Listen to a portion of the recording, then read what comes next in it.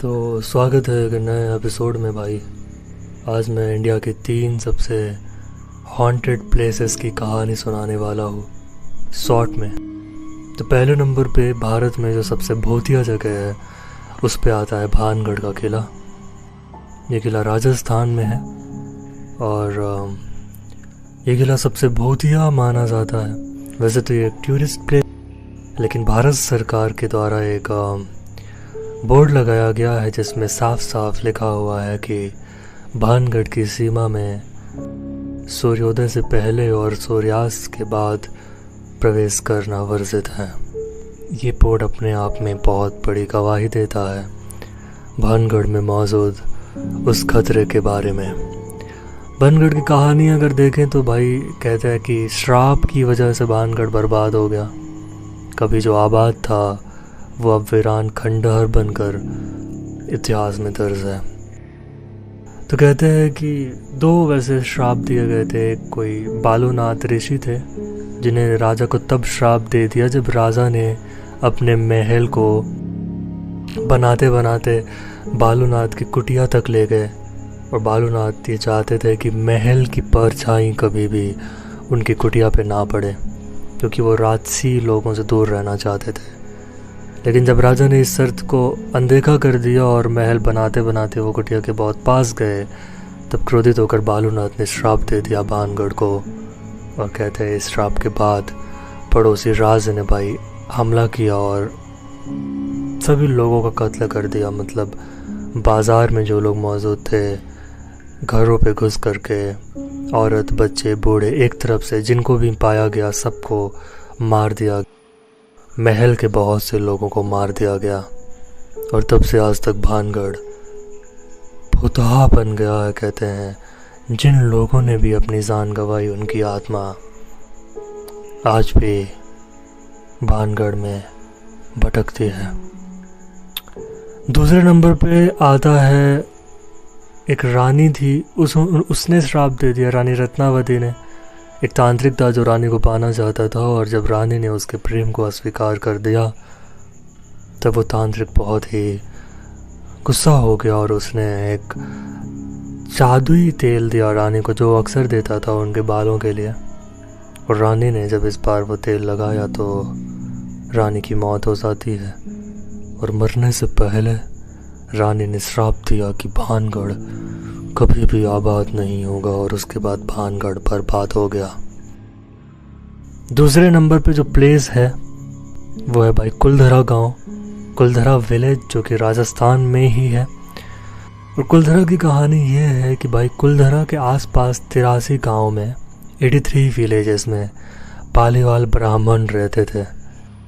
उस समय जैसलमेर का एक राजा था जो कि कुलधरा के मुखिया की बेटी से प्यार करने लगा और वो उसे शादी करना चाहता था। राजा का प्रस्ताव जब कुलधरा पहुंचता है तो सभी लोगों ने मना कर दिया कि हम शादी नहीं कर सकते हैं, क्योंकि वो राजपूत है, ब्राह्मणों की शादी नहीं होती है वहाँ पे। तो राजा क्रोधित हो जाता है और उसने कहा कि हम तुम्हें बर्बाद कर देंगे, सभी लोगों को हम एक्स्ट्रा लगान वसूल करेंगे और तुम लोगों को हम छोड़ेंगे नहीं। एक थ्रेट था। कहते हैं कि 1825 में रातों रात इस इंसिडेंट के बाद 83 गांव खाली हो गए। और ऐसा कहा जाता है कि वो 83 विलेजेस के लोग इकट्ठे होकर उन्होंने ये डिसाइड किया कि हम अपनी लड़की को कभी भी राजा को नहीं देंगे, बल्कि ये जगह ज़रूर छोड़कर चले जाएंगे। और एक ही रात में भाई इमेजिन करो ना, 83 गांव खाली हो गए।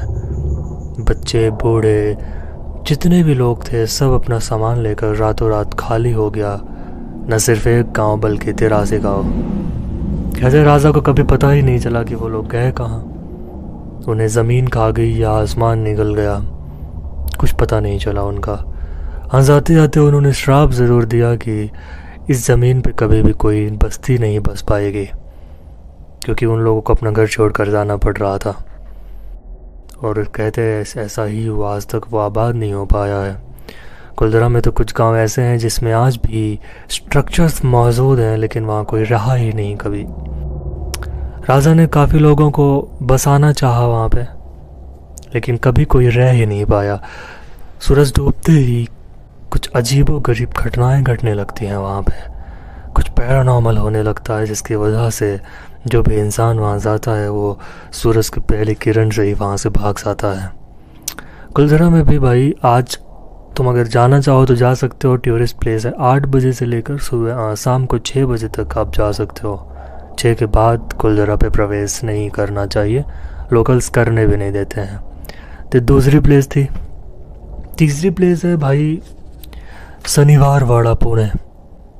ये जो वाड़ा था इस 17वीं सदी में बनवाया गया था, 17th सेंचुरी में।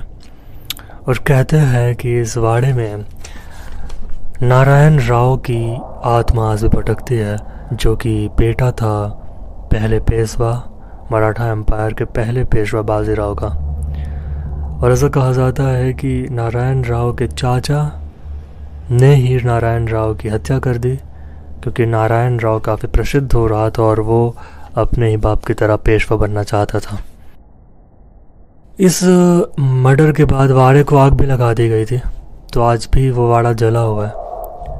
कहते हैं कि वाड़े के आसपास जो लोग रहते हैं उन्होंने बहुत अजीबोगरीब आवाज़ें सुनी हैं। बहुत लोगों का दावा है कि नारायण राव के अजीब से चिल्लाने की आवाज़ आज भी सुनाई देती है।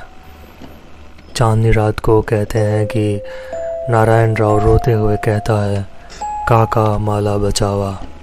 मराठी है ये। वो कहता है, काका मुझे बचाओ। नगार खाने से अजीब आवाज़ें आती है और कहते हैं शनिवार वाड़ा की दीवारों के आसपास पैरानॉर्मल एक्टिविटीज़ आज भी बहुत तगड़े से होते हैं। ये सारी घटनाएं, नोटिस करने वाली बात यह है कि ये सारी घटनाएं चांदनी रात में ही होती है।